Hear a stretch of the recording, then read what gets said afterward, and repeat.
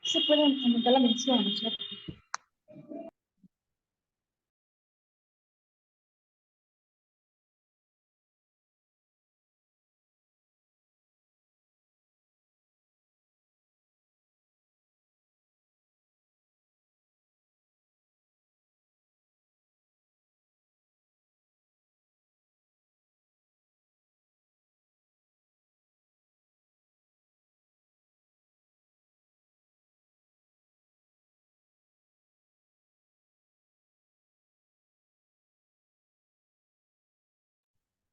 Buenas noches, enfermera Nicole.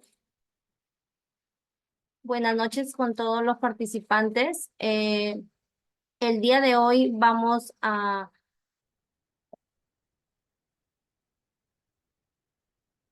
Muy buenas noches, bienvenidos al curso de Primeros Auxilios y Desastres Naturales.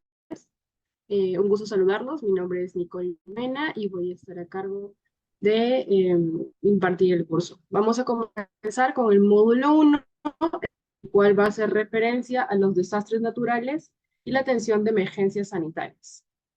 Muy bien.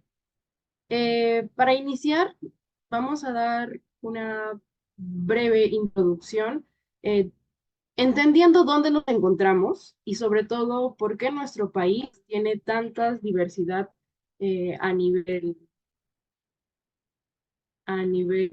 existencial.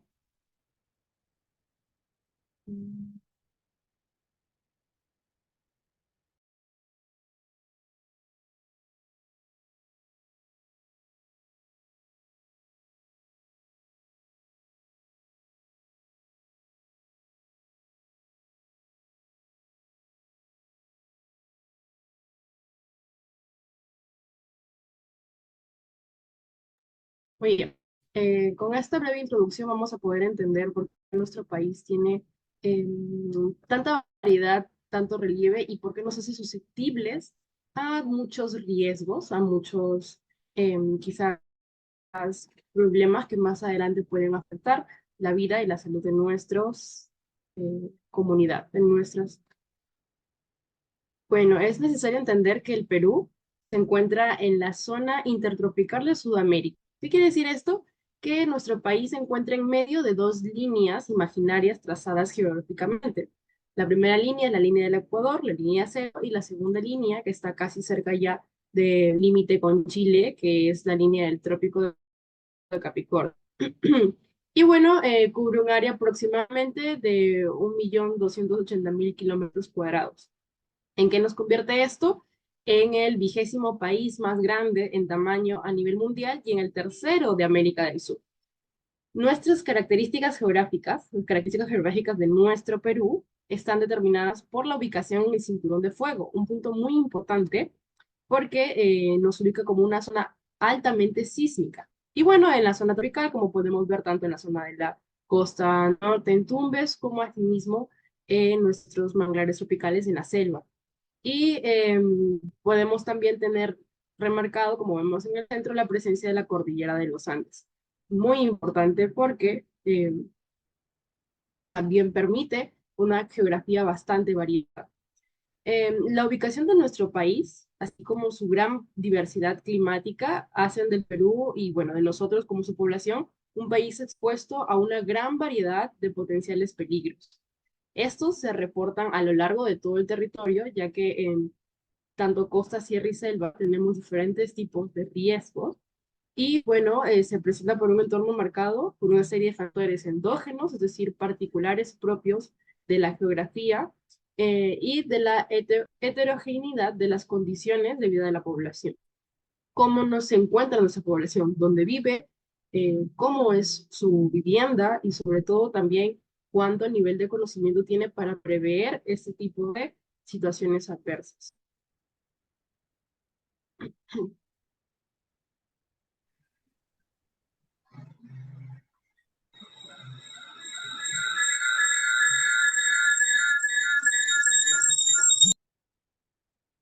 Muy bien. Con respecto a los peligros. Es muy importante entender esta definición para saber de qué vamos a hablar más adelante. Los peligros es la probabilidad de ocurrencia de un fenómeno de origen natural potencialmente dañino en un lapso dado. También es un sinónimo de peligros la palabra amenazas o también denominados como fenómenos naturales. Los peligros siempre van a estar presentes. ¿Por qué? Porque en toda nuestra población, en todo nuestro territorio, va a estar marcado por una diversidad geográfica, como ya veíamos adelante. Entonces, nuestro país, al encontrarse en el borde oriental, ya que nos encontramos al lado más cerca del Pacífico, en el borde oriental del cinturón de fuego, y debido a sus características geográficas, entre otras condiciones, lo exponen a la ocurrencia de fenómenos de origen natural que son denominados peligros. Estos fenómenos de origen natural usualmente siguen un curso, es decir, tienen una intensidad, ya que pueden ser desde muy breves hasta bastante intensos, que pueden ser unas lluvias que duren un mes, 2 meses, o que pueden durar solamente una semana, así también como un periodo de retorno. Por ejemplo, el fenómeno del niño. Sabemos que se da cada cierta cantidad de años y siempre va a regresar con la misma intensidad. La diferencia es cómo nos afecta a nosotros, por dónde estamos ubicados, qué tipo de material es nuestra vivienda, asimismo, cuánto hemos hecho para prever este fenómeno y la frecuencia. Muy bien. Entonces, el peligro es algo que siempre va a estar presente. Eh, el hombre va a estar siempre expuesto a estos peligros. ¿Y cuáles son los principales peligros que podemos encontrar? En primer lugar, los más recurrentes en nuestro país, al menos en la zona costa, son las inundaciones, debido a las intensas lluvias, los movimientos en masa, que estos usualmente los denominamos huaicos en nuestro país. Solamente en el Perú podemos decirles huaicos, si vamos a otros países no lo van a entender así. Que los huaicos es el alud, que no es más que el desprendimiento tanto de tierra o en forma de barro, que viene de igual forma con piedras. Además, las lluvias intensas, características de esta temporada de verano, los sismos o actividad volcánica, que es casi poco frecuente, y los tsunamis, que también son poco frecuentes. Muy bien, tenemos un gráfico que involucra la dinámica de la naturaleza con la amenaza a la comunidad. Los dos intersectan. ¿Qué quiere decir esto? Dinámica de la naturaleza es que la Tierra siempre va a estar en dinámico movimiento, tanto interno como externo. Situémonos en la parte interna a toda la geología, toda esta geodinámica, la parte rocosa, el suelo que pisamos, debajo hay muchas más capas que llegan hasta el núcleo. Pues toda esta zona siempre va a estar en constante movimiento, tiene energía, tiene fuerza, tiene diversas capas que van a moverse constantemente. Esta dinámica de la naturaleza siempre ha estado presente desde antes de la existencia del hombre, pero va a haber una amenaza a la comunidad. Esto amenaza. Por eso decimos que el peligro es sinónimo de amenaza, porque ambos significan lo mismo y afectan al hombre, como vemos en las imágenes, dependiendo de la zona donde se encuentre. En primer lugar tenemos, por ejemplo, una moto que está circulando por una zona bastante inundada. Hay que entender si de repente ha sido una inundación o puede haber sido unas fuertes lluvias. Entonces, son tipos de peligros a los que estamos expuestos: la inundación, las lluvias fuertes, características del verano,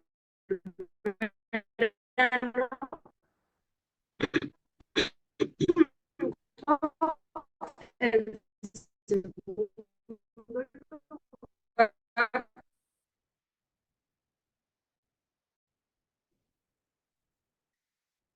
tenemos a, como vemos en la imagen también, una casa que se ve prácticamente destruida, con una fachada rota, que se ha desprendido.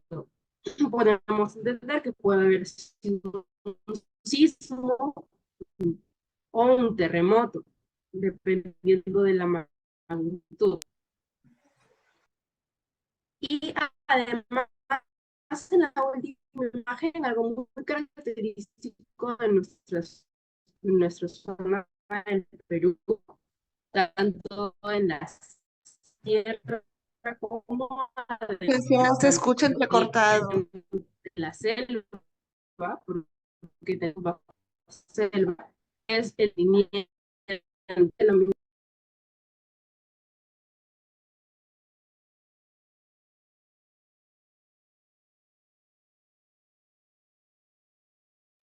Disculpe, la señorita tiene lo que es un problema de internet. Ahorita lo van a solucionar.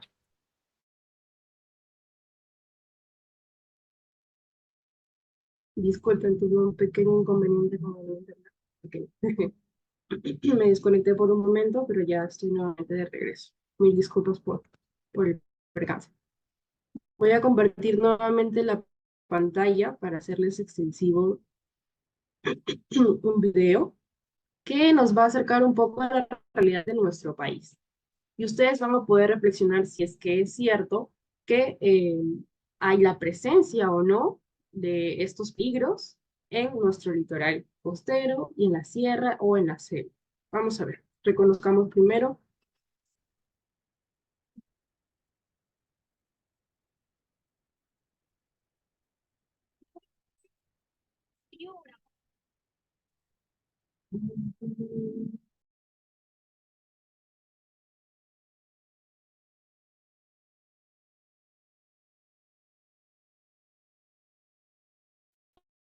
En Piura también tenemos que luchar contra un incendio,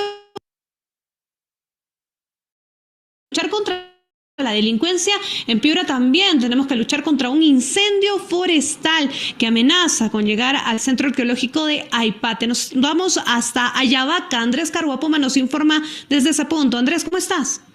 ¿Qué tal, compañero? Buenos días. Directo en directo, un incendio forestal amenaza con extenderse hacia el centro arqueológico de Aipate en la provincia de Ayabaca, región Piura. Así lo advierte Rodrigo Hidalgo, coordinador del colectivo binacional Vallacundo. El ciudadano explicó que el fuego se inició el último sábado en el Cerro Balcón, que se ubica a 4 kilómetros del Cerro Aipate, donde se encuentran las ruinas arqueológicas. Las llamas ya han acabado con varias hectáreas de flora y amenazan con seguir avanzando ante la presencia de los vientos. Escuchemos.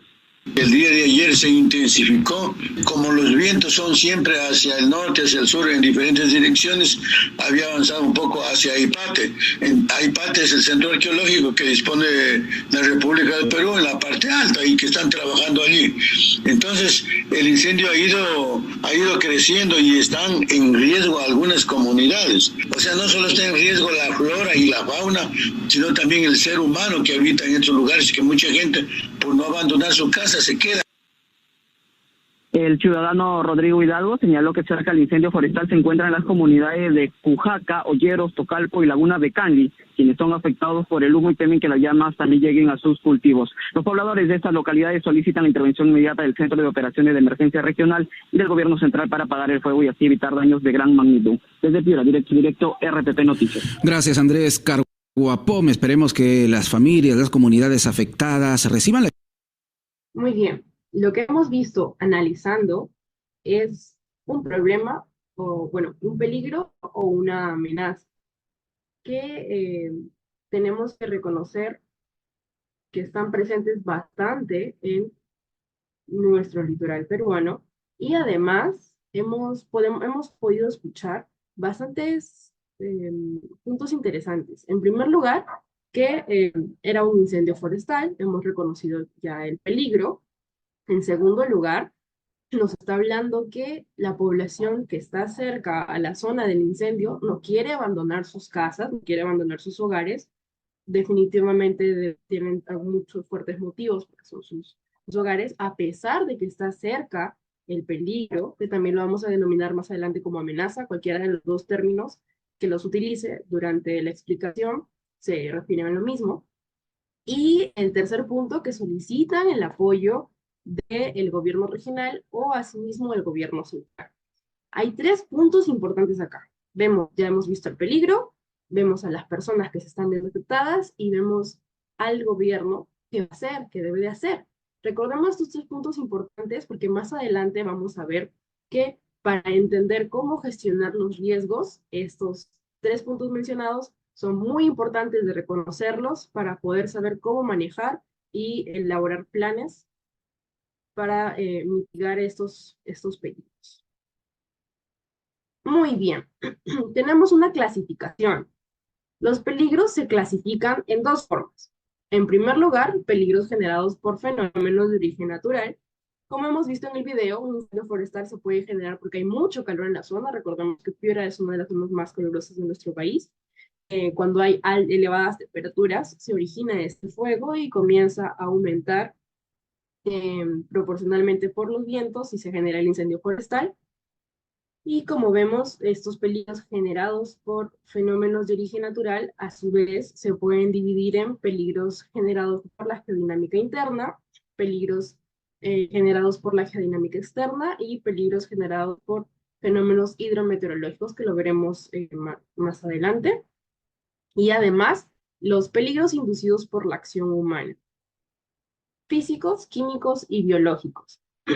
Los peligros inducidos por la acción humana, también denominados de origen antropológico, porque son inducidos por la mano del hombre, se dividen en varios. En primer lugar, pueden ser la contaminación ambiental, que desapercibidamente lo realizamos todos los días, los incendios urbanos, cuando queman basura, cuando queman en Año Nuevo los muñecos, etc., etc., las explosiones, los derrames de sustancias tóxicas, como por ejemplo el derrame de petróleo ocurrido en las costas del departamento de Lima en el año 2022, que este derrame, no sé si recordarán, pero ocurrió durante las operaciones de carga y descarga del buque petrolero de la refinería de La Pampilla, específicamente de Repsol, y bueno, cerca de aproximadamente más de 6.000 barriles de petróleo fueron vertidos en el mar de Ventanilla. Este derrame provocó graves daños en nuestro ecosistema marino y, como hemos visto, también graves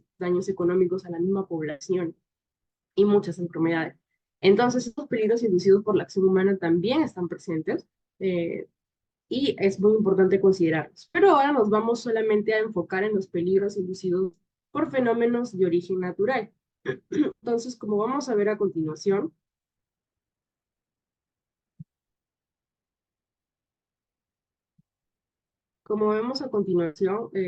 los peligros inducidos, los fenómenos de origen natural, se van a referir en 3 aspectos. Los fenómenos generados por la geodinámica interna.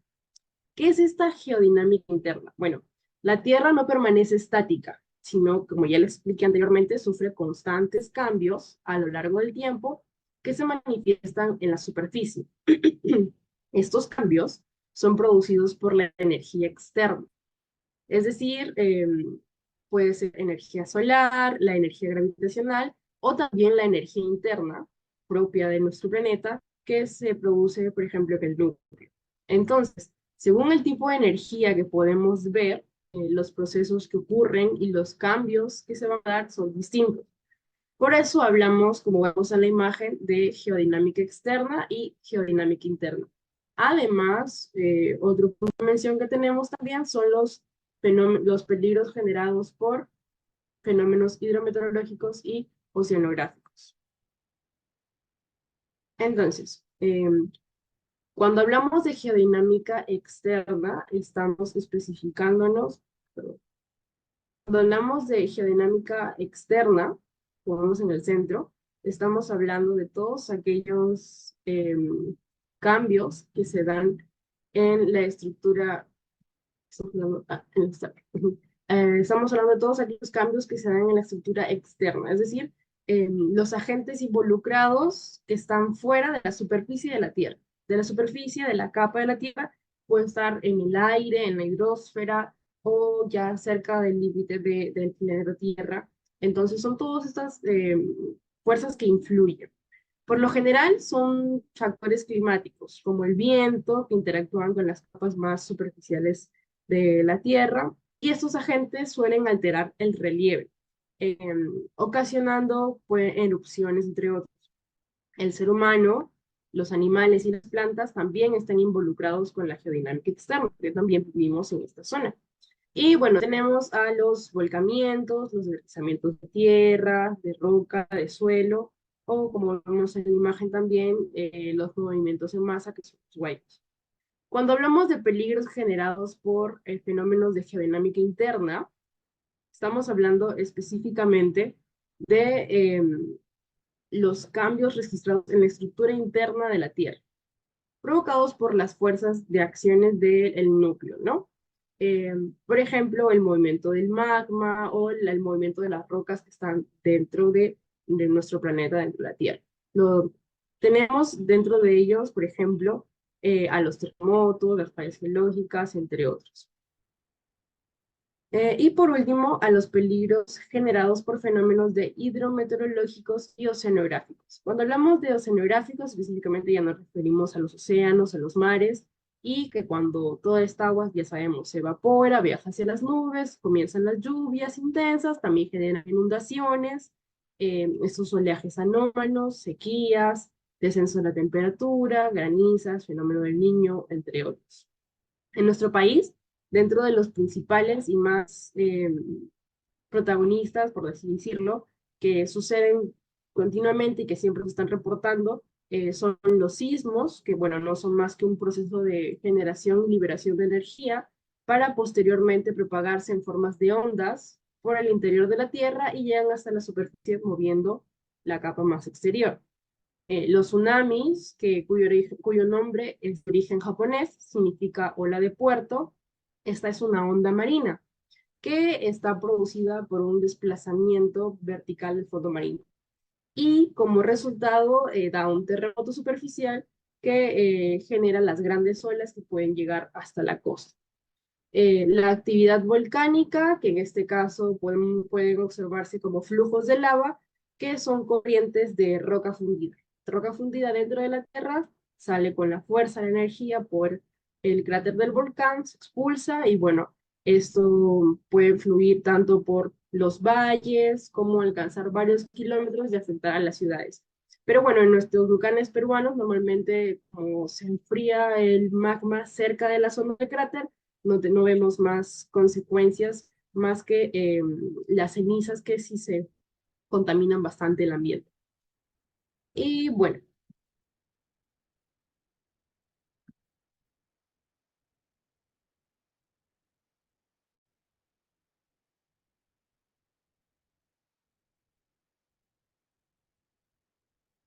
para tomar como ejemplo un peligro y poder entender cómo es que nos puede afectar, vamos a hablar específicamente de las inundaciones. Las inundaciones son el desborde de las aguas fuera de los confines normales del cauce de un río o cualquier cuerpo de agua.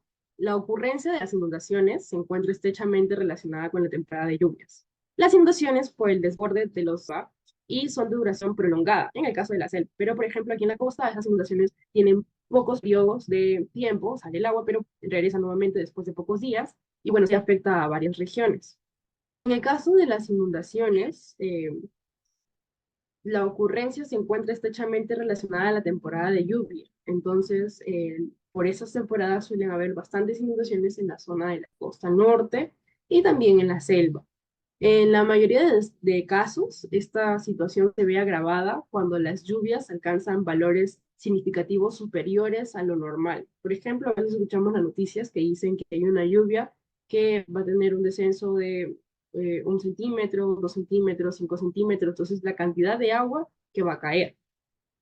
Esto que ocasiona daños y pérdidas en la población y en nuestros medios de vida, ya que altera todo nuestra forma de vida, así como en nuestras casas y en la infraestructura en general de las ciudades. Entonces, cuando se generan unos grandes inundaciones y hay desbordes de los ríos de la selva, por ejemplo, afectan bastante a la población, mientras que acá en la costa, cuando son lluvias que no son muy significativas, pero generan desbordes, duran pocas horas o pocos días, nada más, ¿no?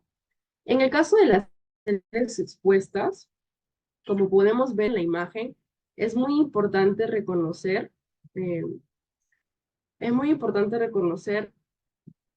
que el río tiene un cauce. Como vemos acá en la imagen, hay dos líneas que lo delimitan. Ese es el cauce, la parte del centro. En la parte inferior es la zona que ha erosionado el agua debajo de la tierra. Entonces, ¿qué es lo recomendable?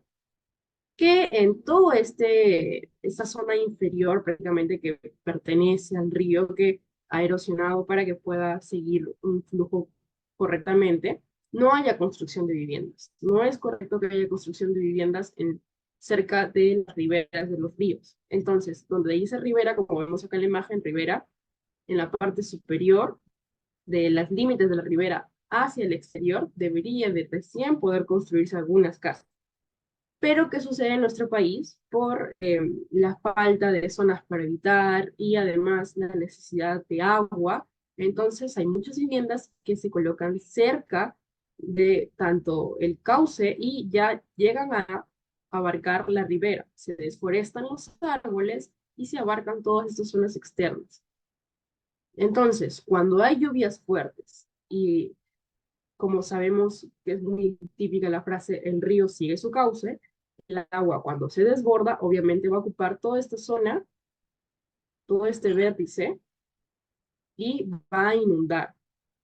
¿Qué va a suceder? Va a afectar a las casas vecinas que hayan ocupado estas zonas, por ende, va a haber una problemática, ya que va a afectar a la población, se puede llevar sus casas, van a haber pérdidas económicas, pueden haber problemas de salud, asimismo también muertos o heridos o personas desaparecidas. Entonces, la zona de crecida máxima ordinaria, como dice en la imagen, es 300 metros. Entonces, toda la zona de la ribera del río no se debería de ocupar.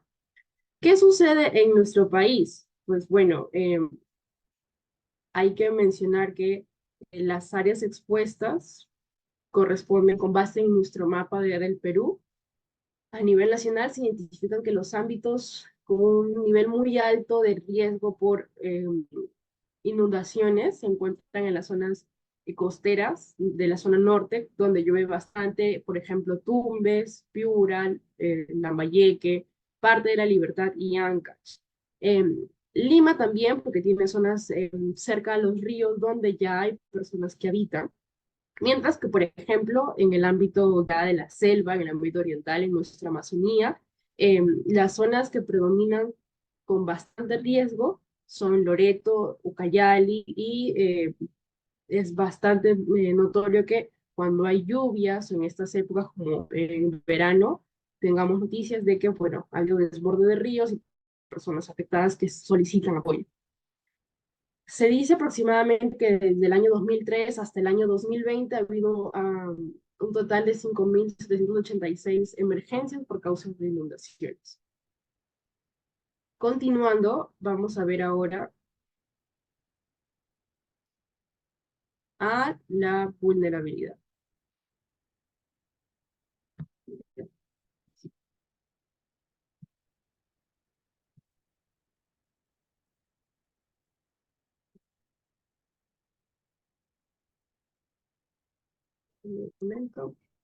Cuando hablamos de vulnerabilidad, ¿qué es lo que se nos viene a la mente? ¿Qué es lo primero que podemos entender? Cuando una persona es vulnerable, cuando una persona piensa que de repente le está afectando algo, y es que la palabra vulnerabilidad significa que eres una persona que está expuesto a algo, que probablemente algo te vaya a hacer daño y esto pueda afectar tu vida normal y terminar simplemente dañando, ¿no? Al hablar de vulnerabilidad, hablamos en general de toda la población, no solamente ya a nivel individual, porque hacemos referencia a los peligros que afectan a toda la población y hacen que se vuelva vulnerable, o es al revés. Yo soy vulnerable porque yo me pongo en riesgo. A ver, les dejo esa pregunta. Vamos a ir leyendo y vamos a resolver la pregunta. La población vulnerable es aquella que está expuesta. Yo me expongo o quizás me encuentro expuesta. ¿Cuál de los dos es? Y es susceptible de verse afectada ante la ocurrencia o probabilidad de ocurrencia de un peligro, y que no cuenta con la capacidad de resistir, absorberse, adaptarse, transformarse y recuperarse de sus efectos de manera oportuna y eficiente. ¿Por qué yo les hacía la consulta de yo me expongo o yo estoy expuesta? Porque cuando hablamos de vulnerabilidad en fenómenos naturales, hacemos referencia a que muchas personas, como vimos en la noticia anterior, viven cerca de zonas que históricamente han sido consideradas como zonas donde se generan fenómenos naturales. Por ejemplo, que la zona del bosque que vimos en Piura tenga ya historia de que antes ha habido incendios forestales. Entonces, si yo conozco esto y coloco una vivienda cerca aledaña a estas zonas, yo soy una persona que se está exponiendo, entonces me estoy volviendo vulnerable. Sin embargo, en otros casos ya es distinto, donde las personas se encuentran expuestas y no han elegido ser vulnerables, pero de igual forma se ven afectadas, ¿no? Es muy importante entender este concepto para poder entender lo que vamos a ver más adelante. Y es que la población vulnerable, como ya hemos visto, reúne ciertas condiciones que son generales y transversales. Es decir, que se relacionan con todos los peligros, porque están determinados por los contextos sociales, económicos y ambientales. Como hemos visto, sociales, porque son personas que viven en una zona donde no hay hábitat de casa casi, y entonces son personas que pueden tener una condición social bastante baja. Económicos, hay que ver la calidad de los materiales de la casa, la calidad de vida de las personas, y ambientales. La vulnerabilidad está compuesta por factores, como vemos acá en la imagen en la parte inferior. Está compuesta por 3 factores: exposición, fragilidad y resiliencia, que vamos a ver más adelante. Hay que tener en cuenta, como vemos aquí en este cuadrito azul, que el crecimiento desordenado de las ciudades, el incremento de las migraciones, la ausencia de normas y regulaciones para la ocupación del territorio y el desconocimiento junto a la falta de percepción de riesgo, es decir, muchas personas dicen, no, bueno, puedo aceptar el riesgo de vivir acá.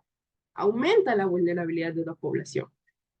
Entonces, cuando se juntan todos estos factores, hacemos que haya una población vulnerable. Entonces, en el Perú, ¿tenemos mucha población vulnerable o tendremos poca población vulnerable? Pues, considerando, como hemos visto desde el inicio, que tenemos una geografía muy diversa en la cual permite la aparición de diversos fenómenos naturales, que es algo completamente normal, natural, y si las poblaciones, las personas ocupamos zonas que no corresponden a una correcta hábitat, definitivamente estamos hablando de que el Perú es un país con muchísima población vulnerable. En este pequeño gráfico que podemos ver la inserción del peligro junto con la vulnerabilidad, encontramos en el centro el riesgo, que lo vamos a ver más adelante, pero es muy importante que lo recuerden.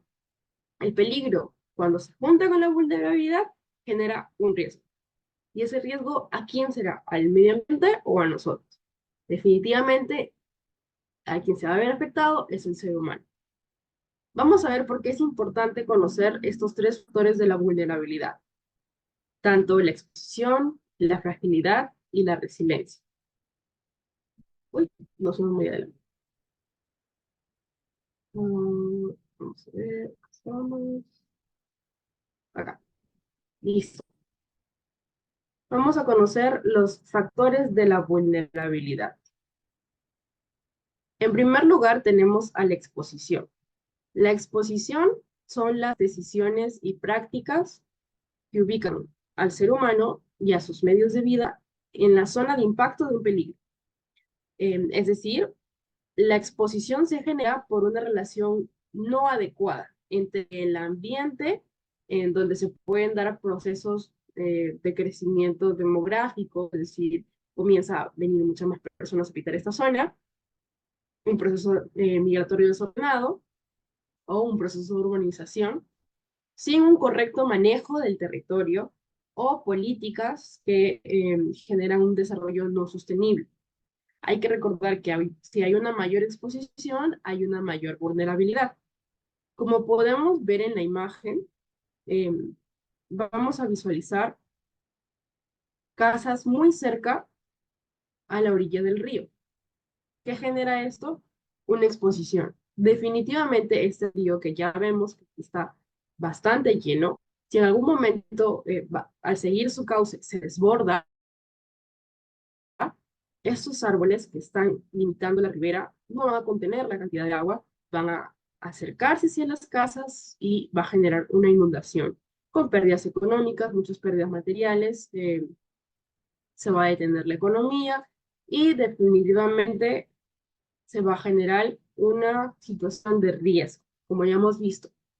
Tenemos acá el peligro, que es el río, que ya viene con bastante agua. Tenemos la vulnerabilidad, las casas cerca al río, y ya se generó una situación de riesgo. ¿Cuál es el riesgo? La inundación. Estas casas, estas viviendas se encuentran en riesgo de inundación y este puente probablemente también se caiga, entonces va a cortar las comunicaciones. Y ya vamos entendiendo poco a poco los conceptos. Otro factor muy importante en la vulnerabilidad es la fragilidad. Al hablar de fragilidad, estamos refiriéndonos a condiciones de desventaja o debilidad del ser humano y sus medios de vida frente a un peligro.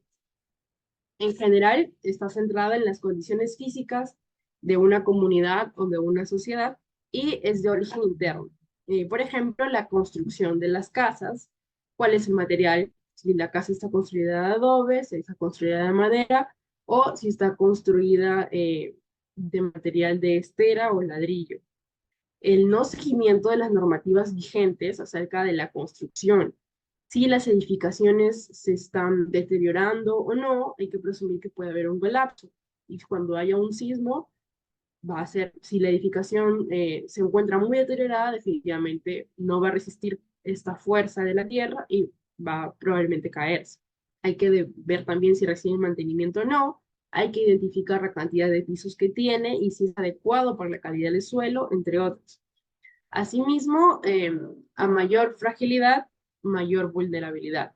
Entonces, la fragilidad son esas condiciones de desventaja o, bueno, de debilidad del ser humano en sus medios de vida. Como vemos aquí en la imagen, vemos a casas que son muy antiguas, probablemente del centro de una ciudad, y que ya están inclinadas. Probablemente sean de material de adobe, y si continúan así, esto se puede llegar a caer en un sismo o sin necesidad en un pequeño movimiento telúrico, o cuando llueva se van a debilitar y pueden también caerse. En el tercer factor de la vulnerabilidad hablamos de la resiliencia. La resiliencia es uno de los puntos más fuertes que podemos encontrar dentro de los fenómenos naturales cuando afectan al ser humano, porque es el nivel de asimilación o capacidad de recuperación del ser humano y sus medios de vida frente a la ocurrencia de un peligro. Es decir, cuando se da un fenómeno natural y afecta al ser humano, si ya está esta población capacitada, va a saber cómo responder y va a poder recuperarse rápidamente. Esta está asociada a condiciones sociales y de organización de la población. Entonces, si la población sabe qué hacer durante un fenómeno natural, cómo actuar y también cómo recuperarse cuando finalice este fenómeno, pues va a tener una mayor capacidad de regresar a su vida como era antes. A mayor resiliencia, menor vulnerabilidad. Mejor preparada la población, menor vulnerabilidad. ¿Y qué va a ser necesario para desarrollar la resiliencia? Que hayan programas de capacitación en los temas que más conciernen a esa zona, es decir, qué fenómenos naturales se producen en ciertas zonas y vamos a necesitar gestionar los riesgos. Por ejemplo, en nuestras familias, cuando participamos en simulacros, tanto sea de inundaciones como de sismos, estamos ya tomando acción de prevención para una cultura de resiliencia y saber qué hacer cuando se produzca un fenómeno natural. Saber a dónde concurrir en caso de una desgracia fomenta mucho más nuestra resiliencia y disminuye nuestra vulnerabilidad. Para continuar, y como ya hemos ido explicando poco a poco, vamos a hablar ahora del riesgo.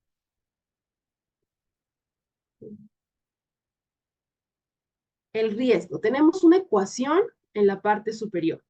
Riesgo es igual a peligro por exposición por vulnerabilidad. ¿Qué significa esto? Peligro, ya lo vimos. Peligro igual a amenaza, igual a fenómeno natural.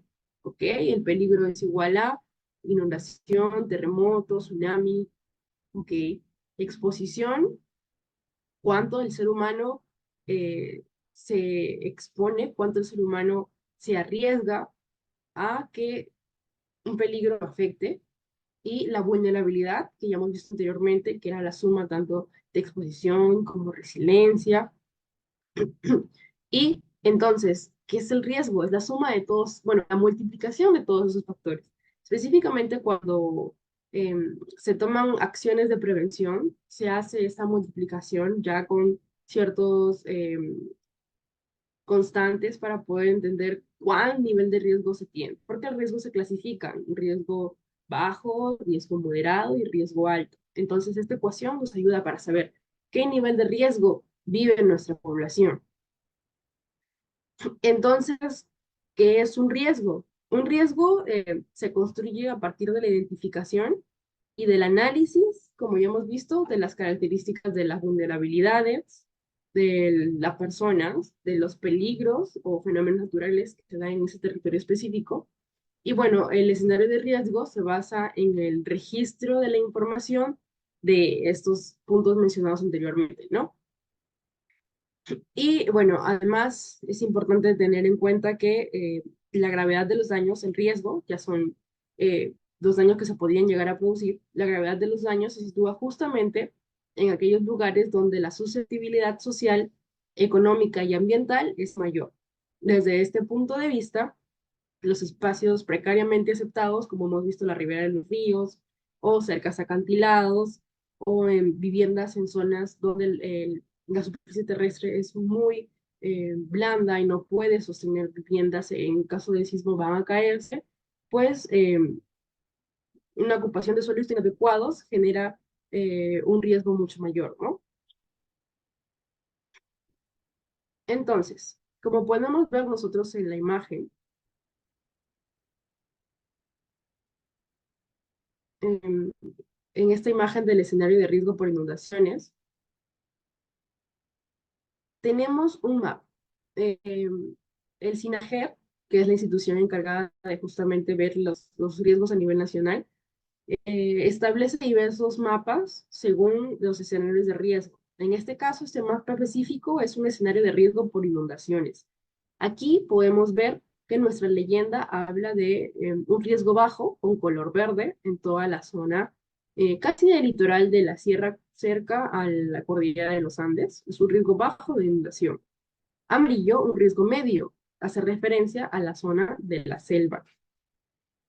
Y riesgo alto o muy alto, con naranja y rojo, a zonas ya de la costa norte, como por ejemplo Piura, Lambayeque, parte de La Libertad, y también en la selva, como podemos ver en el lado oriental. Entonces, estos mapas de riesgo son muy importantes en nuestra comunidad. A nivel nacional lo realiza SINAGER, pero a nivel individual podemos nosotros organizarnos en comunidad para hacer un mapa de riesgos donde podamos identificar a qué principales riesgos estamos nosotros propensos a sufrir y sobre todo qué podemos hacer para ellos. Identificando en el mapa ya podemos tomar un plan de acción. Es muy importante organizarnos. Muy bien.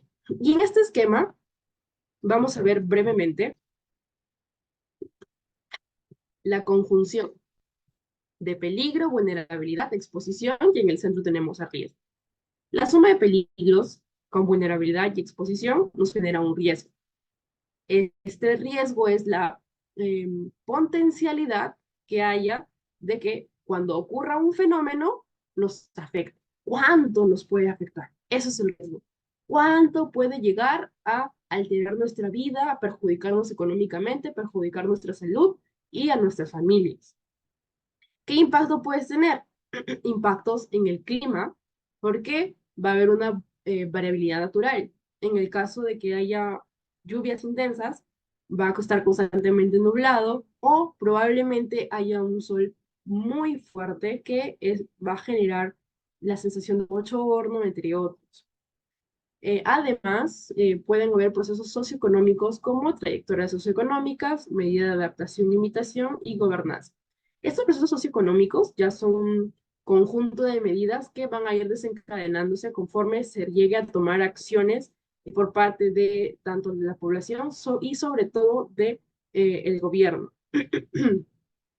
Y bueno, las emisiones y cambios del uso del suelo, que va a haber cambios en nuestra superficie, cambios en nuestro suelo y también al mismo tiempo vamos a tener disminución de recursos naturales como de agua, comida, luz, entre otros.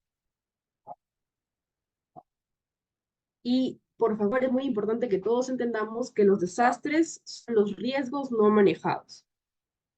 Los desastres naturales, como solemos llamarlos, son muy diferentes de los fenómenos. Los fenómenos naturales es algo completamente normal y usual que tiene un periodo de tiempo en el que se van a repetir. Los follajes, las heladas, siempre van a estar presentes.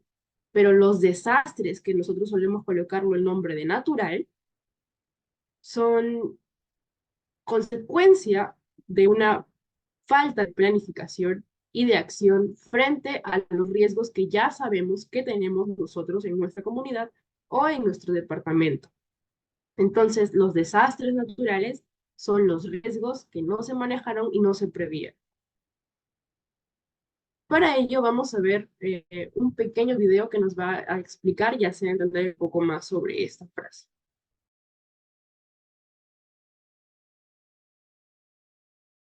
¿Qué tal? ¿Cómo están? Me encuentro con Joaquín Toro, quien es coordinador regional de gestión de riesgo de desastres para América Latina y el Caribe. ¿Cómo estás, Joaquín? Muy bien, muchas gracias.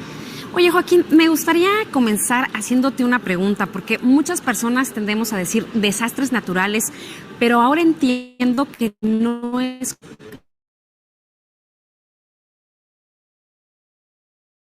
el término correcto. ¿Es así?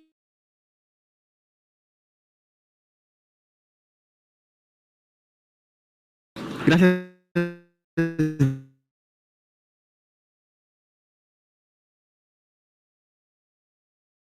Física.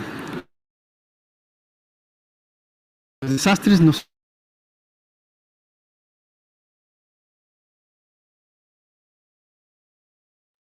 naturales. Cortado, señorita. ¿Puede revisar su conexión, por favor? Una sociedad unida de México es una causa. Bien, lo voy a poner nuevamente.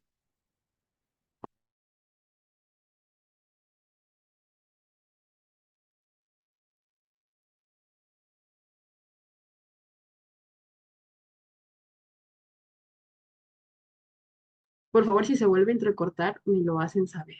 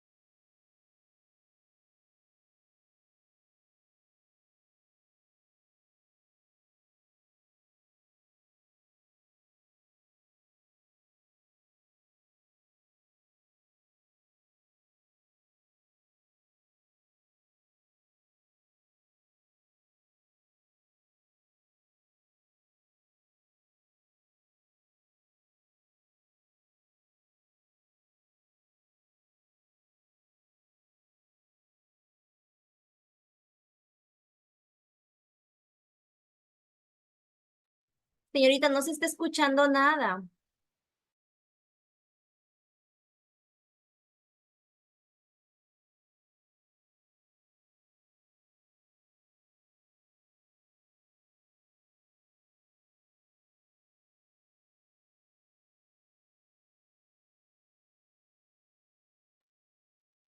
Me indican si ahora sí se escucha, por favor. Sí, y ahora sí lo escuchamos.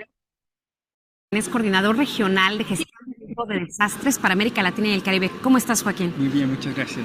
Oye, Joaquín, me gustaría comenzar haciéndote una pregunta, porque muchas personas tendemos a decir desastres naturales, pero ahora entiendo que no es el término correcto. ¿Es así? Gracias, Jessica. Los desastres no son naturales.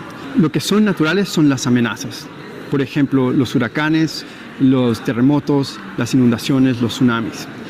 ¿Qué pasa? Que cuando un evento natural llega a un lugar como una sociedad, una comunidad, y hace destrozos materiales y físicos y de vidas, eso es un desastre. Un desastre causado por un evento natural, pero sí lo que podemos hacer, y lo que no hemos hecho, es poner nuestras ciudades, nuestras construcciones en lugares donde son seguros.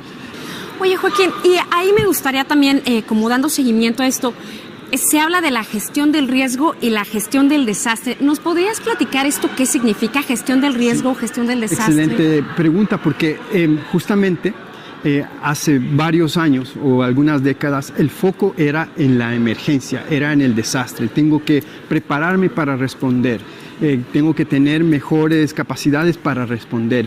Y no nos estábamos dando cuenta que estábamos respondiendo al síntoma y no a las causas por atrás. La gestión de riesgo, como hablaba antes, gestiona no la amenaza, porque no podemos hacer nada contra ella, pero sí dónde construimos, cómo construimos y cómo nos aseguramos, digamos, de responder de una manera mucho más eficiente a los desastres, porque los desastres vienen. Y estar preparado para responder a los desastres también, no solamente desde perspectiva de la defensa civil, pero también financieramente, porque los costos de los desastres son enormes. Veamos lo que ocurrió en Dominica. Los costos de los desastres allá fueron más del 200% del PIB de un país. ¿Más del 200% del PIB? ¡Qué increíble! Oye, Joaquín, cuando hay este desastre que ocurre, ¿por qué es importante que trabajen de distintos sectores, ¿no? Por decir, o desde distintos frentes, es decir, gobierno, sociedad civil, ¿quién más podría participar dentro de una gestión de desastre? Eso es muy importante, porque los eventos naturales no tienen fronteras. La responsabilidad de cada uno comienza con uno, ¿no? De una sola institución. Como decía, es una estrategia de desarrollo y como estrategia va entre todos, ¿no? Es decir, te doy el ejemplo de las escuelas. ¿Quién está a cargo o quién es responsable del sector de educación? El Ministerio de Educación. No es la Defensa Civil, no es Protección Civil. Entonces, si yo quiero dar una educación de calidad a mi población, tengo que darle los mejores currículums, pero también tengo que asegurarme que la infraestructura es segura, que la infraestructura no va a colapsar en el terremoto o no va a ser inundada. Y eso es un trabajo en conjunto entre los que conocen la gestión del riesgo y el desarrollo de educación, y ese trabajo en conjunto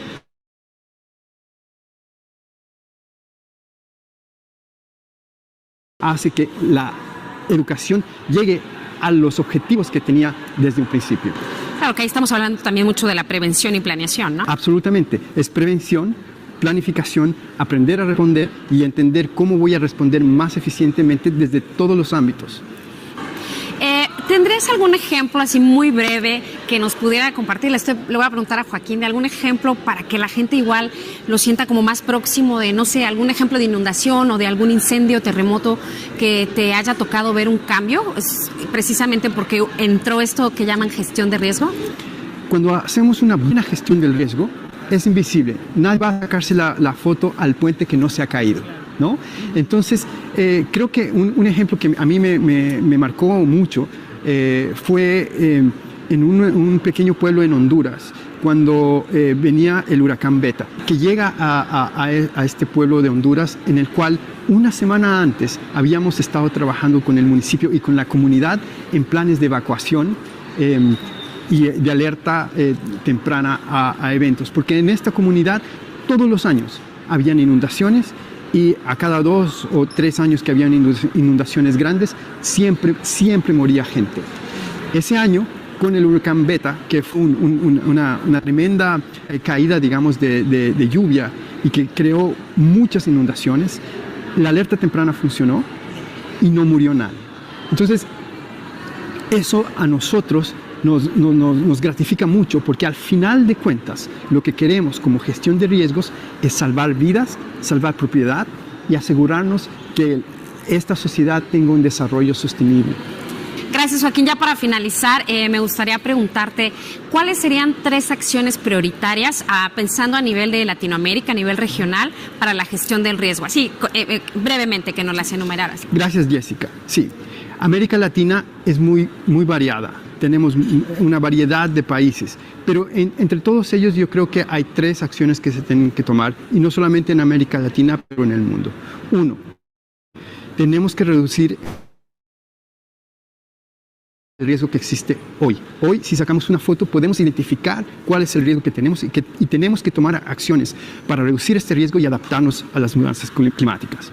2, podemos evitar la creación de nuevos riesgos, y esos riesgos los podemos evitar hoy, con planificación, no construyendo en lugares donde no debemos construir, construyendo bien y con mucha educación para que la comunidad no construya ese riesgo de mañana. Y 3, es que los desastres van a ocurrir, y tal vez van a ocurrir de una manera mayor y con más frecuencia. Entonces tenemos que estar preparados para responder, pero no solamente desde el punto de vista de la defensa civil o de los bomberos, sino de todos los otros sectores. Muy bien, pues muchas gracias, Joaquín, por la entrevista y bueno, pues por hablarnos sobre esto de gestión de riesgo, gestión de desastres y aclararnos la diferencia entre amenaza natural y desastre. Muchas gracias. Gracias a ti, Jessica. Hasta luego.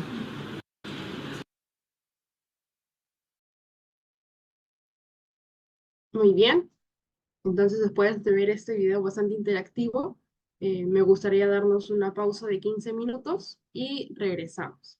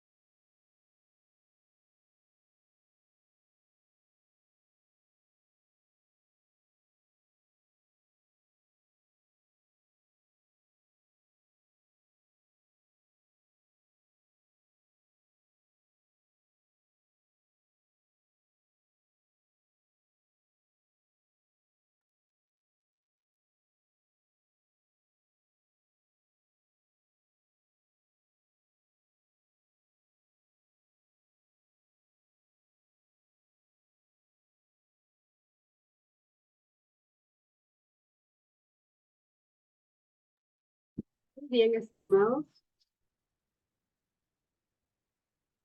Reanudamos nuestra sesión.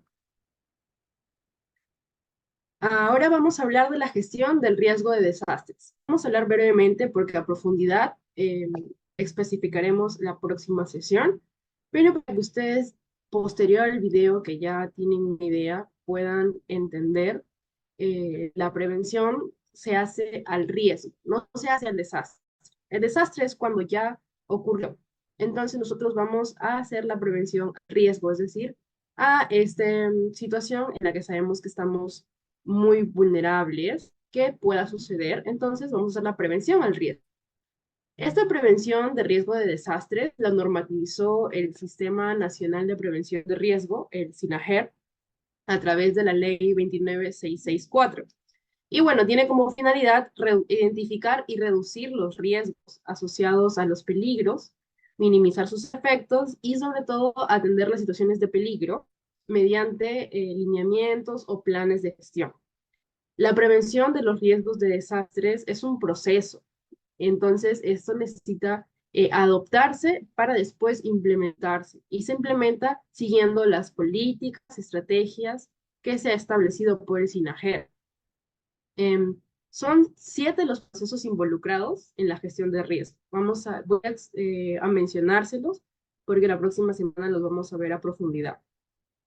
Pero para que tengan un entendimiento, los 7 procesos involucrados, en primer lugar, es la estimación, que nos va a permitir conocer cómo se generan estos peligros, estas amenazas, además de la vulnerabilidad y el riesgo.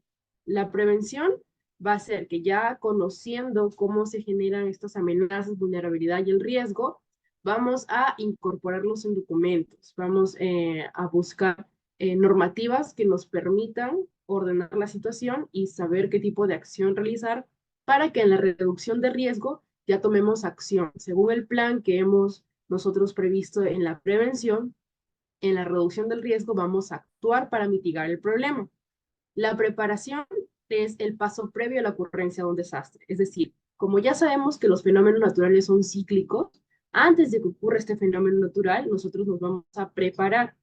Y INDECI es una de las instituciones que permanentemente está capacitándonos acerca de todos esos fenómenos naturales, por ende siempre hay que participar en sus actividades.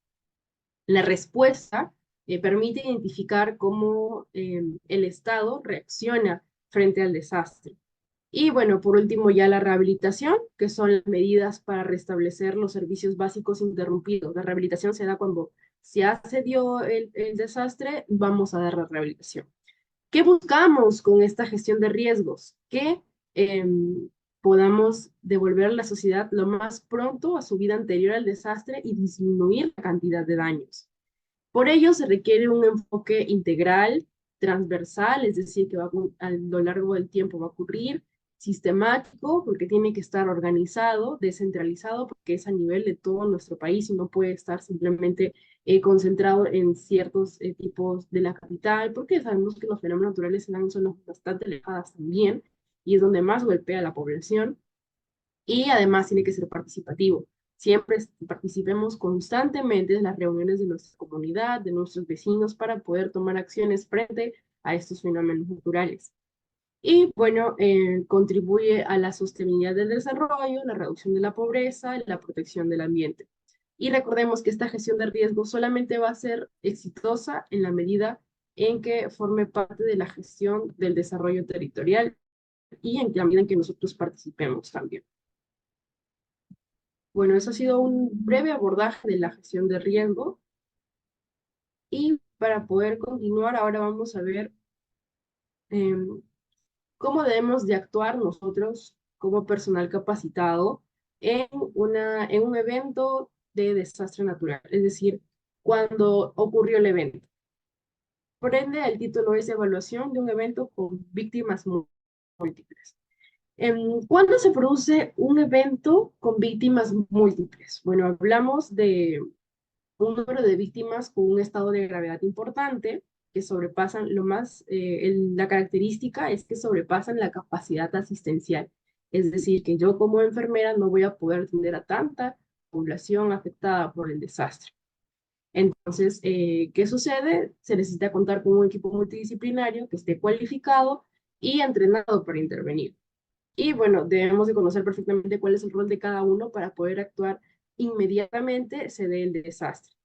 Cuando hay muchos eventos, cuando hay fenómenos naturales, se generan víctimas múltiples y esto produce un número alto de gravedad en nuestra población. Y bueno, es necesario saber qué actividades nosotros vamos a realizar. En primer lugar, bueno, el triaje es una parte importante, tenemos que evaluar la seguridad de la escena. Nosotros no podemos intervenir en una zona donde ha habido un fenómeno natural si no estamos seguros que es una zona adecuada para atender a los pacientes y sobre todo para nuestro bienestar. No podemos exponernos a ser una víctima más porque ya no estamos contribuyendo a desarrollar el problema, no estamos exponiendo nuestra vida.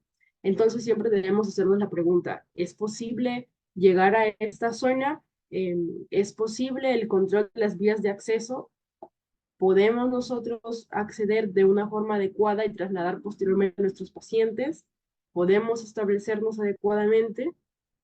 La segunda parte es la búsqueda de heridos, con ayuda tanto de los bomberos como policía, porque como mencionábamos es un equipo multidisciplinar. Vamos a buscar los heridos y para posteriormente trasladarlos. Entonces nos vamos a preguntar por qué ocurrió este fenómeno natural para saber qué clase de heridos vamos a encontrar, dónde los vamos a encontrar y sobre todo qué materiales también debemos de preparar para asistirlos. Por último, el trasladar al paciente al puesto de mando. Siempre va a haber un puesto de mando que va a ser la zona segura cerca a donde ha ocurrido el desastre y para trasladarlos tenemos que siempre hacernos la pregunta, ¿es posible llegar? Y si no, ¿de qué nos podemos agenciar? ¿O cómo podemos trasladar los heridos sin causarles mayor daño? Tenemos también una parte muy importante de la valoración de los heridos en la etapa prehospitalaria, porque esto es dentro de ya del ámbito donde sucedió el desastre, que es el triaje. El triaje viene de la palabra triar, que significa seleccionar, clasificar. Es una parte muy importante para poder reconocer qué recursos vamos a utilizar y sobre todo a quiénes nos vamos a abocar, a quiénes vamos a atender primero y quiénes no necesitan una atención tan inmediata como los otros. Tenemos tres tipos de triaje, el primario, el secundario y el terciario. El primario se da en la zona del accidente. En este caso, el triaje lo puede realizar también un personal no profesional de la salud, porque se le capacita para que pueda entender, como vamos a ver más adelante, qué clase de personas necesitan atención primordial, que se puede hacer con una simple clasificación. En este triaje primario definitivamente se necesita mientras más manos mejor para poder atender y llevar a la zona de la base a las personas que verdaderamente lo necesitan. En el triaje secundario es una zona cercana al accidente, fuera de riesgo y con acceso a ambulancia, personal médico y personal paramédico. Aquí ya en la zona cerca al accidente es nuestra base y va a ser donde vamos a encontrar ya al personal de salud. Y en el triaje terciario, que ya es un centro hospitalario, una sala de emergencia donde hay una mayor oferta de médicos, pero como estamos en una situación de emergencia, va a haber más demanda que oferta en profesionales de la salud. Muy bien. Tenemos acá un flujograma que nos va a explicar brevemente cómo es que debemos de nosotros realizar ese triaje. En primer lugar, cuando encontramos a un paciente, tendríamos que hacernos la pregunta, ¿el paciente camina o no camina? Si camina, es un paciente con una prioridad 3, es decir, su atención puede ser demorable, no hay una urgencia de atenderlo inmediatamente. Si el paciente no camina, procedemos dentro del flujograma a seguirnos preguntando, ¿respira o no respira? Si el paciente respira, hay que ver que su frecuencia respiratoria sea mayor a 30 respiraciones por minuto.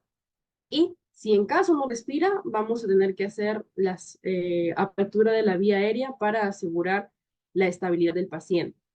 Si el paciente no respira, tenemos que verificar en este caso, por qué no respira. Si no respira, puede ser porque ya no hay signos vitales, en este caso, que es una prioridad, es un paciente sin prioridad, negro, porque ya está al borde de la muerte o ha fallecido, y puede ser que podamos aún controlar esta situación. Entonces, realizamos la maniobra de seguridad y también la apertura de las vías aéreas. En el caso del paciente que sí respira, vamos a tomar el pulso y vamos a ver el relleno capilar. El pulso para ver si hay alguna alteración o alguna hemorragia interna de repente para poder controlar. Y además del relleno capilar, vamos a tomar el pulso radial, que es lo más importante.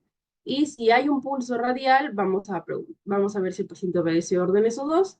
Si obedece órdenes, es una prioridad 2, que es urgente, porque como no camina, no es una prioridad tan necesaria.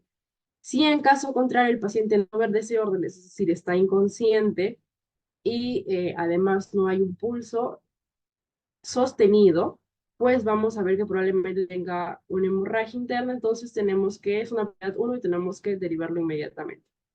Aquí, como vemos, podemos ver el punto de corte en la parte superior es si el paciente respira, para poder identificar si debemos abocarnos o no a este paciente. Vamos a ver un breve video del manejo de la vía aérea, que es lo primero que se debe de realizar en un paciente que no respira y que podemos ver que tiene aún pulso, para poder asegurar su respiración, que es importantísimo para tener las funciones cerebrales y también las funciones cardíacas.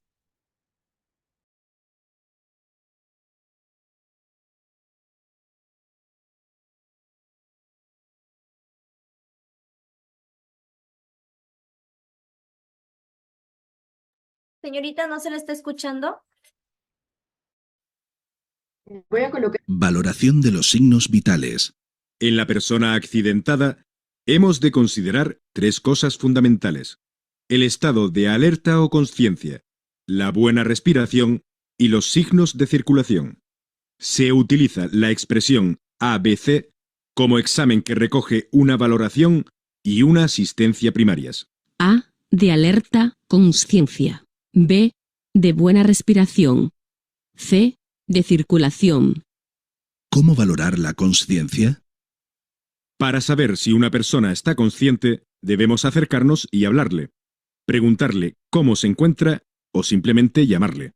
Es importante estimularle o zarandearle ligeramente, teniendo siempre mucho cuidado de no moverle bruscamente, por si hubiera alguna lesión que pudiéramos empeorar.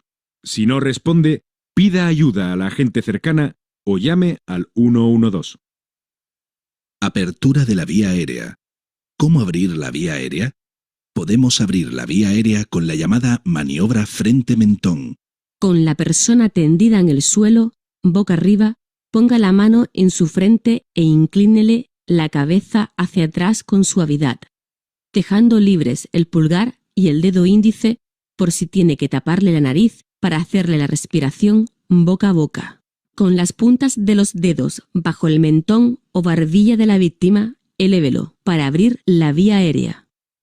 En bebés menores de 1 año que tienen estructuras aún muy blanditas, una excesiva extensión del cuello puede producir el efecto contrario al deseado, es decir, impedir el paso de aire. Por ello, la extensión del cuello, echando la cabeza hacia atrás, debe ser más ligera, colocándole en lo que se llama posición de olfateo. ¿Cómo comprobar si respira? Una vez que tengamos la vía aérea abierta, comprobaremos si la persona respira con la maniobra ver, oír, sentir. Ver. Con el pecho descubierto, si es posible, hemos de fijarnos si éste se mueve y lleva el compás de una respiración. Estos movimientos podrán ser de mayor o menor amplitud, pero hemos de diferenciarlos de los de una respiración ineficaz. Oír.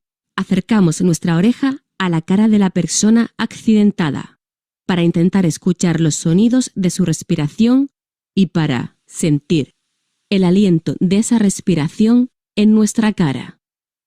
Esta maniobra no debe durar más de 10 segundos. Muy bien, hemos visto la maniobra de aseguramiento de la vía aérea, que es muy importante cuando tengamos contacto con algún paciente que no está consciente y que no puede caminar, pero vemos de que tiene pulso. Muy bien, continuando. Las acciones de enfermería antes del desastre. Es muy importante conocer...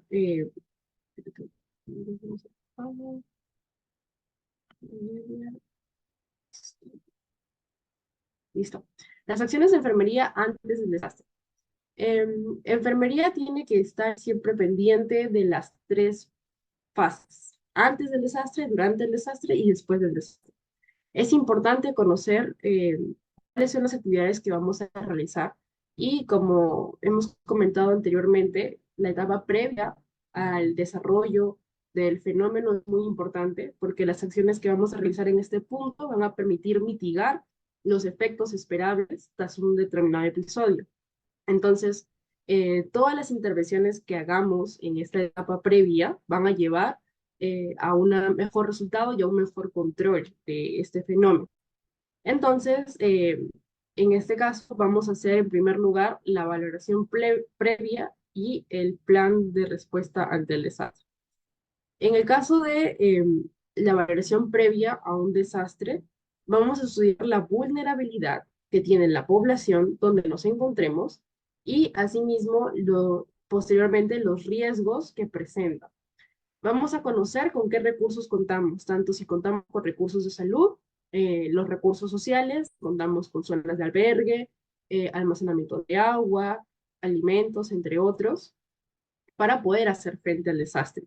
El éxito del plan que nosotros podamos realizar va a venir de conocer cómo podemos adaptar las necesidades que van a surgir en el desastre a nuestro plan. Y bueno, definitivamente que la creación de un plan de emergencia es una tarea bastante compleja que requiere de la participación y colaboración de todos los profesionales y personas también de la misma localidad.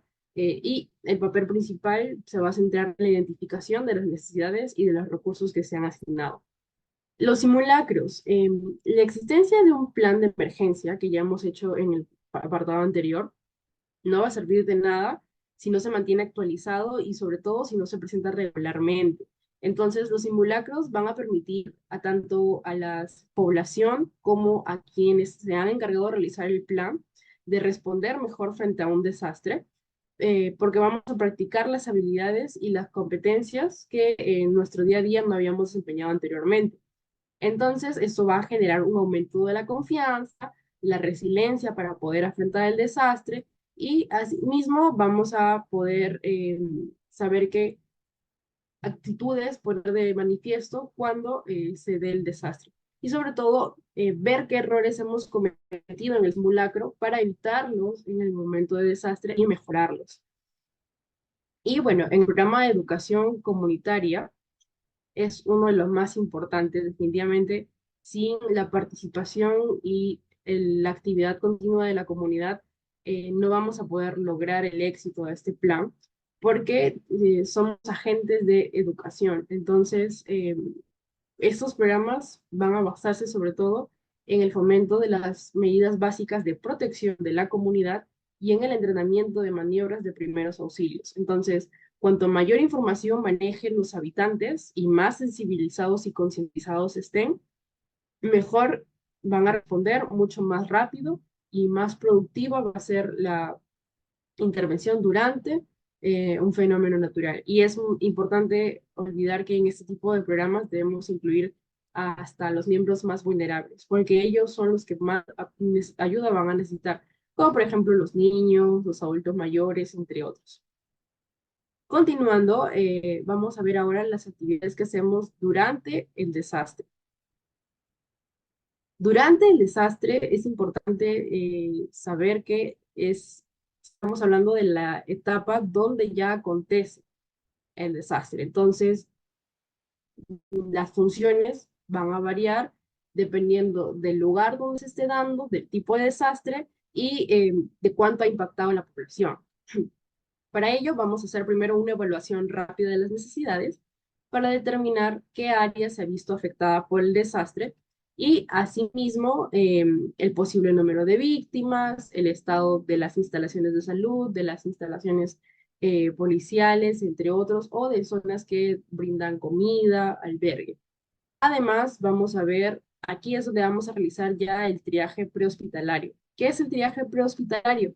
Pues es un sistema que nos va a permitir a nosotros la clasificación de los heridos en función de su gravedad y su capacidad de recuperación para asignar los recursos y el tiempo necesario. Recordemos que van a ser poco el personal, tanto de salud como aquellas personas capacitadas en atender la emergencia. Entonces, como va a ser una labor compleja, va necesariamente determinar que la atención a las víctimas sea rápido, por lo que el personal que va a hacer poco de llevar a cabo esto ya debe de estar capacitado y sobre todo conocer las claves del triaje. La clasificación de los heridos se hace mediante un código internacional. Es un código de colores que va a informar la prioridad asistencial que le corresponde a cada uno. Por ejemplo, en primer lugar tenemos el color rojo. El color rojo significa prioridad 1. Es la máxima urgencia. Estos pacientes necesitan tratamiento o evacuación inmediata. ¿Qué pacientes podemos encontrar dentro del código rojo? Pacientes con un paro respiratorio, pacientes que tengan una hemorragia severa, una quemadura con una extensión mayor al 20% de su superficie corporal, pacientes que tengan una evisceración, un TEC, un trauma encefalocraniano, o pacientes obstétricas, gestantes. Además, tenemos el siguiente color, que es el color amarillo, que significa prioridad 2. Es decir, las lesiones no implican peligro de muerte, por lo que la atención puede demorarse unas horas. ¿Qué pacientes podemos encontrar en esta segunda prioridad? Aquellos pacientes que tienen lesiones sin choque, es decir, que no está afectado hemodinámicamente su organismo, pacientes que tienen lesiones torácicas, que se ha visto lesiones traumáticas, pero sin dificultad para respirar, pacientes que tengan de igual forma un traumatismo cráneoencefálico cerrado, es decir, que no haya una abertura externa en el cerebro donde hay sangre o que no haya una alteración del estado de conciencia, que la vamos a valorar con la escala de Glasgow, quemaduras de segundo grado o menor al 10% de la superficie corporal, fracturas mayores en pelvis o fémur, pero que no tengan signos de shock, es decir, de shock hemorrágico, pacientes con dolor torácico sin compromiso hemodinámico. En el color verde, que es la prioridad 3, ya son lesiones que pueden demorarse mucho más tiempo que las dos anteriores de prioridad. Son lesiones prácticamente que pueden atenderse en más de 3 a 5 horas. ¿Qué tipo de lesiones tenemos aquí? Menores, que no afectan para nada la vida. Por ejemplo, lesiones de tejidos blandos, cortes, raspones, moretones o heridas superficiales, luxaciones, fracturas no expuestas, fracturas menores, quemadura de primer grado, o personas que no tengan lesiones, que simplemente tengan traumatismos emocionales, ¿no? Y bueno, dentro del color negro ya tenemos a los fallecidos. El código negro representa, además de los fallecidos, aquellas personas cuya posibilidad de sobrevivencia es baja y a requerir demasiada atención médica, su transporte va a complicar su evolución y probablemente comprometa su vida. Entonces, dentro de ellos tenemos a pacientes que tengan lesiones mortales o pacientes con quemadura que comprometan más del 40% de la superficie corporal, pacientes con lesiones craneales donde haya exposición del cerebro y con fracturas mayores que comprometan además la hemodinámica porque hay un compromiso de hemorragia intensa. Y bueno, acá también se va a ver como protagonista el cuidado de enfermería. En este caso, según la gravedad de las lesiones y la intensidad del desastre, se van a ver la necesidad de la atención, la duración de las atenciones y la preparación del sistema sanitario. Lógicamente, según la teología del desastre, también va a influir en la patología de los heridos, pues los efectos sobre la salud de aquellos afectados por un terremoto serán mucho mayores y mucho más distintos que los que sufren las víctimas de inundaciones o de unas lluvias intensas, ¿no? Los cuidados van a ir dirigidos al tratamiento de estas lesiones. Entonces, en este punto también es fundamental entender que vamos a abordar aquellos pacientes con traumas psicológicos, porque hay que tener en cuenta que durante el periodo de las emergencias o de los desastres naturales, los enfermos con patologías mentales son los que más se presentan por un trauma posterior al evento, ¿no? También hay que tener en cuenta que hay enfermos crónicos, es decir, personas que ya venían con enfermedades subyacentes durante lo largo de su vida que se han visto afectadas ahora por el fenómeno y que pueden complicar su vida y necesitan acceder a sus tratamientos usuales y a ellos también se les debe atender lo más pronto posible. Bueno, y en el caso de agua y saneamiento, como es muy importante el acceso al agua para que las personas que han sufrido un desastre puedan mitigar enfermedades correspondientes a tracto gastrointestinal, porque muchas personas por falta de agua y saneamiento adquieren infecciones que no estaban presentes en ellas durante el fenómeno. Entonces, hay que tener en cuenta que a consecuencia de un desabastecimiento de agua, las enfermedades diarreicas, las enfermedades infecciosas de transmisión fecal-oral y las transmitidas por vectores asociados a los residuos sólidos pueden aumentar. Y por eso es muy importante la parte de la prevención, tener reservorios de agua frente a fenómenos naturales. Y en el caso de la alimentación, que es definitivamente va a haber una escasez de alimentos y esto puede generar una nutrición inadecuada, por lo que va a repercutir negativamente en la supervivencia de aquellas personas que se encuentren en la zona del desastre. Y las principales acciones que van a permitir mejorar la seguridad alimentaria y la nutrición de la comunidad afectada son en primer lugar asegurar la alimentación de los lactantes, aquellos niños menores de 2 años, sobre todo los menores de 1 año, que continúen con la lactancia materna. Aquellos niños que están en etapa de crecimiento, los preescolares y los escolares, también asegurarles alimentación. Y aquellos que tengan malnutrición, hay que tratarlos. Y bueno, la distribución de alimentos definitivamente debe estar priorizada en ellos. Y si hay la posibilidad de entregar víveres o cupones, es la mejor forma que se pueda gestionar. Y por último, los refugios y asentamientos, que se deben promover medidas que aprovechen los recursos locales que se tengan para generar zonas de refugio, ya que el alojamiento que se les pueda brindar en tiendas de campaña o en edificios públicos va a permitir que haya una mejor recuperación y rehabilitación y unos menores traumas emocionales, ¿no? Correcto. Ahora tenemos después del desastre. Después del desastre, las dos características son rehabilitación y reconstrucción. ¿Por qué? Porque las actividades principalmente se van a centrar en las tareas de rehabilitación. La rehabilitación abarca tanto el tratamiento de enfermedades, lesiones físicas, secuelas derivadas del desastre, como también las secuelas psicológicas. La salud mental, como ya les había comentado, es uno de los aspectos más afectados y que más atención va a necesitar debido a la gran predisposición que van a ver las víctimas de desarrollar un estrés postraumático. Puede ser una respuesta tardía que no necesariamente aparece inmediatamente después del desastre, sino puede aparecer tanto días o semanas posteriores. Entonces es muy importante ser observadores y continuar la evaluación de estos pacientes para saber cómo se encuentran sus niveles de ansiedad y si pueden ser capaces de desarrollar este tipo de estrés. Y bueno, eso sería todo. Muchas gracias por la atención y si tuvieran alguna pregunta, soy atenta para poderles responder.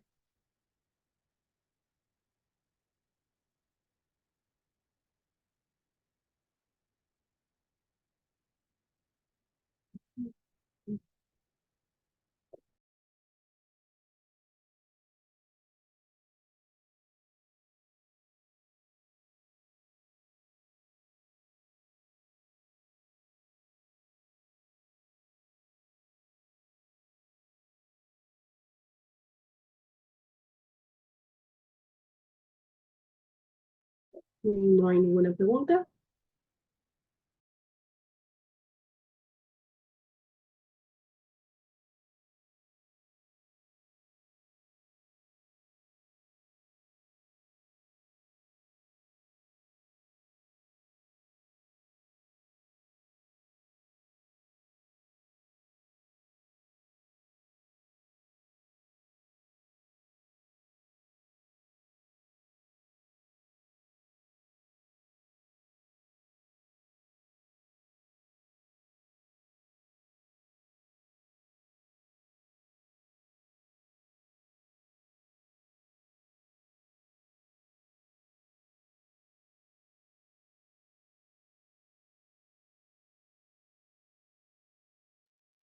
Muy bien, si no hay ninguna pregunta, ha sido un gusto compartir con ustedes el día de hoy, primera sesión, y nos estaremos encontrando la próxima semana con la sesión 2, donde vamos a hablar ya específicamente de la gestión de riesgos de desastres y cómo nos ayuda a mitigar esos daños de los fenómenos naturales.